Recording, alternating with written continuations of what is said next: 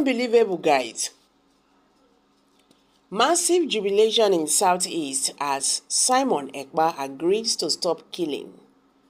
Gives federal government conditions. Details will shock you. Welcome back to Prospect Channel TV. Thank you for coming out here. If you are just joining us, please kindly subscribe to this channel and don't forget to give us a thumbs up. In what could be described as a relief to the people of the southeastern part of the country, particularly those who have lost their loved ones to the agitating for an independent Biafran nation, Simon Ekpa has finally agreed to a ceasefire and used a non-kinetic approach to achieve their dream. The Finland-based separatist, who referred to himself as the Prime Minister of the Biafran Republic government in exile, made this known while responding to the call by the federal government to resolve the crisis in the region without killing and destruction of properties. He, however, made fresh demands from the government, stressing that the federal government of Nigeria must first release the leader of the group, Nnamdi Kanu, who has been in custody for years. Since he was repatriated to the country, he added that the Tinubu-led government must also acknowledge the map presented by Brigade by declaring a referendum for the region. Speaking further, he said the Nigerian authority must order the evacuation of the military personnel across the Biafran land and remove all the security checkpoints in the region.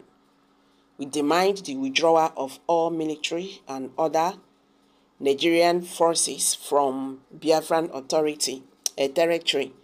The Nigerian government must acknowledge that the Biafran government in exile, presenting 40 states from Old South and Southeast, and these states will be called the United States of Biafra, in line with the demand of the Northern Elders Forum to release Mazi Nnamdi Kanu unconditionally, he said.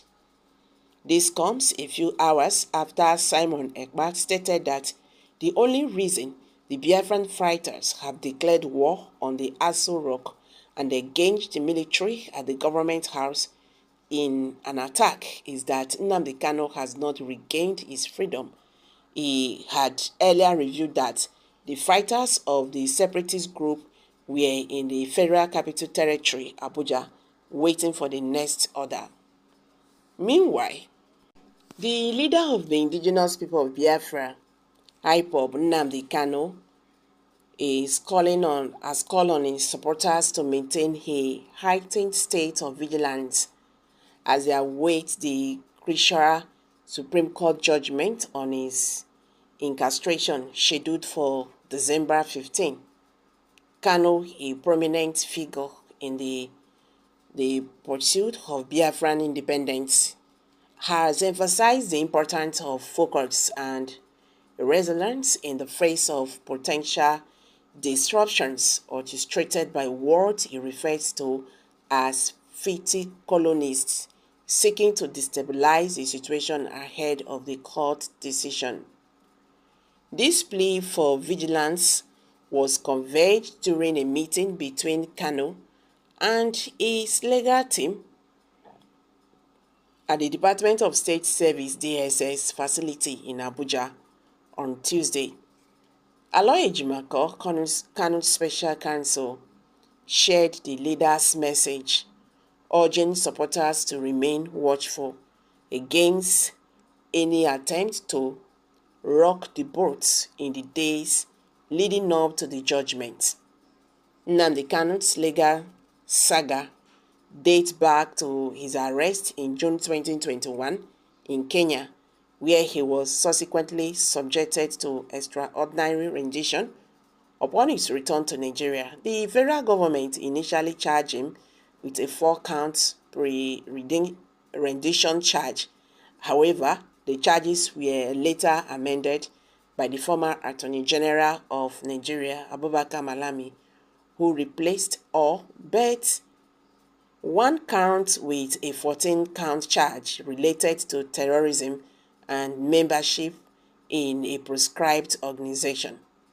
The legal proceedings took various turns, with the Federal High Court in response to applications reducing the charges to 7 counts. Eventually, the Court of Appeal quashed these charges. Despite being discharged and acquitted, Kanu remains in custody, prompting concerns and protests from the supporters who believe his continued detention is unjust. Aloy Ejimakor took to a social media to share Kanu's directive following the meeting with his legal team. In a post on his X handle, Ejimakor wrote, "Update. I just exited today's visitations with Onyendo, hashtag Mazi Nnamdi Kanu, in the company of my colleague, Barrister Mandela. He directed that as we count down to December 15, the loyal and faithful should be vigilant to any plot by the fifth colonist to rock the boat and pin the blame on our people. As December 15 approaches, the anticipation surrounding the Supreme Court judgment heightens, putting the spotlight on Nnamdi Kanu's situation and the broader implication for the Biafran movement. The prolonged legal battle and Kanu's continued detention have become a focal point of discussions both nationally and internationally. Despite his discharge and acquittal, Kanu's incarceration persists, raising questions about the adherence to legal processes and the rule of law in Nigeria. His case has become symbolic of larger issues related to human rights, freedom of expression, and the right to self-determination. In response to Kanu's call for vigilance, supporters have expressed their commitment to remaining on alert in the days leading up to the Supreme Court ruling. Protests and advocacy efforts are expected to intensify as the Biafran movement seek justice and the release of their leader, Mazi Nnamdi Kanu. So guys, what's your take on this? Kindly share your thoughts on the comment section below. Please like, share, and don't forget to subscribe if you have not. Thank you.